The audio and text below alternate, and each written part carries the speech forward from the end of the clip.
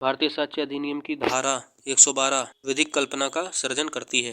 भारतीय साक्ष्य अधिनियम 1872 की निम्न कौन सी धारा दहेज प्रतिषेध संशोधन अधिनियम 1986 के द्वारा अंतः स्थापित की गई है? धारा 113 खा शरद चंद्र डे वर्सेस गोपाल चंद्र लाहा का वाद संबंधित है विबंध से। केस है, इंपॉर्टेंट है। बोलने में असमर्थ एक साक्षी खुले न्यायालय में संकेतों से साक्ष्य देता है। ऐसा साक्ष्य मौखिक साक्ष्य है। साक्ष्य अधिनियम की धारा 119 के अनुसार वह साक्षी जो बोलने में असमर्थ है अपना साक्ष्य किसी अन्य प्रकार से जिसमें वह लिखकर या संकेतों द्वारा दे सकेगा, इस प्रकार दिया हुआ साक्ष्य मौखिक साक्ष्य ही समझा जाएगा। कथन ए साक्ष्य अधिनियम की धारा 132 का परंतु स्वयं को अपराध में फंसाने के विरुद्ध नियम का एक पक्ष है। कथन आर साक्ष्य अधिनियम की धारा 132 की नीति न्याय के लिए साक्ष्य प्राप्त करना है। उपरोक्त में ए और आर दोनों सही हैं और आर ए का सही स्पष्टीकरण है।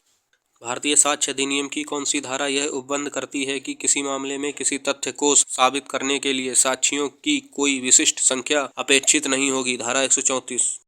भारतीय साक्ष्य अधिनियम 1872 में किसी धारा के अधीन एक पक्षकार अपने ही साक्षी से प्रश्न पूछ सकता है। धारा 154। भारतीय साक्ष्य अधिनियम 1872 की निम्न किस धारा में स्मृति ताजा करने संबंधी प्रावधान दिया गया है, यानी याददाश्त ताजा करने संबंधी प्रावधान दिया गया है? धारा 159। भारतीय साक्ष्य अधिनियम की कौन सी धारा यह उपबंध करती है कि साक्ष्य के अनुचित ग्रहण या अग्रहण के आधार पर कोई नवीन विचारण नहीं होगा? धारा 167। भारतीय साक्ष्य अधिनियम 1872 की उद्देशिका के अनुसार इस अधिनियम का प्रयोजन है साक्ष्य विधि को समेकन, परिभाषित एवं संशोधित करना। भारतीय साक्ष्य अधिनियम 1872 के अधीन तथ्य की अवधारणा तर्क, मानवीय अनुभव एवं प्राकृतिक घटनाओं व प्रकृति की विधि पर आधारित है। तथ्यों की सुसंगति। धारा 5 से 55। प्रश्न यह है कि क्या ए का बलात्संग किया गया था? यह तथ्य की बिना शिकायत परिवाद किए उसने कहा कि उसके साथ बलात्संग किया गया है, आचरण के रूप में सुसंगत नहीं। भारतीय साक्ष्य अधिनियम 1872 की धारा 23 की कोई भी बात किसी बैरिस्टर, प्लीडर, अटॉर्नी या वकील को किसी ऐसी बात का साक्ष्य देने से छूट देने वाली नहीं मानी जाएगी जिसका साक्ष्य देने के लिए उसे विवश किया जा सकता है। ऐसा उपबंधित है भारतीय साक्ष्य अधिनियम 1872 की धारा 126 में।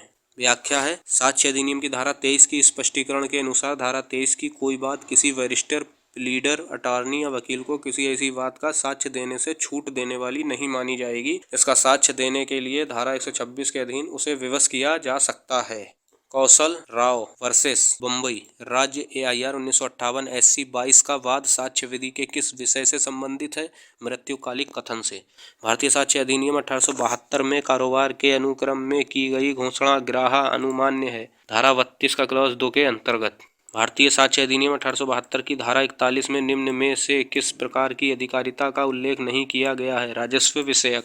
जब न्यायालय को किसी व्यक्ति के इलेक्ट्रॉनिक हस्ताक्षर के बारे में राय बनानी हो तब प्रमाणित कर्ता अधिकारी की राय जिसने इलेक्ट्रॉनिक हस्ताक्षर जारी किए हैं सुसंगत तथ्य हैं। भारतीय साक्ष्य अधिनियम 1872 के अनुसार जिस तथ्य की न्यायालय न्यायिक अपेक्षा करेगा उसे साबित करना आवश्यक नहीं है। भारतीय साक्ष्य अधिनियम 1872 के अंतर्गत न्यायिक अपेक्षा शब्दावली से अभिप्राय है किसी बात को बिना सबूत के अस्तित्व में मानना। भारतीय साक्ष्य अधिनियम 1872 प्रत्यक्ष रूप से उल्लेख नहीं करता है परिस्थिति जन्य साक्ष्य का। व्याख्या है साक्ष्य अधिनियम में उल्लिखित है। धारा 59 मौखिक साक्ष्य द्वारा तथ्यों का साबित किया जाना। धारा 61 दस्तावेजों की अंतर्वस्तु का सबूत। धारा 63 द्वितीयक साक्ष्य। जहाँ की कोई मूल दस्तावेज कई मूल प्रतियों में निष्पादित है वहाँ हर एक मूल प्रति उस दस्तावेज का प्राथमिक साक्ष्य है। भारतीय साक्ष्य अधिनियम 1872 के अंतर्गत न्यायालय के निरीक्षण के लिए प्रस्तुत किया गया इलेक्ट्रॉनिक अभिलेख है। इलेक्ट्रॉनिक अभिलेखों की अंतर्वस्तु भारतीय साक्ष्य अधिनियम 1872 की किस धारा के प्रावधानों के अनुसार साबित की जा सकती है? धारा 65B के।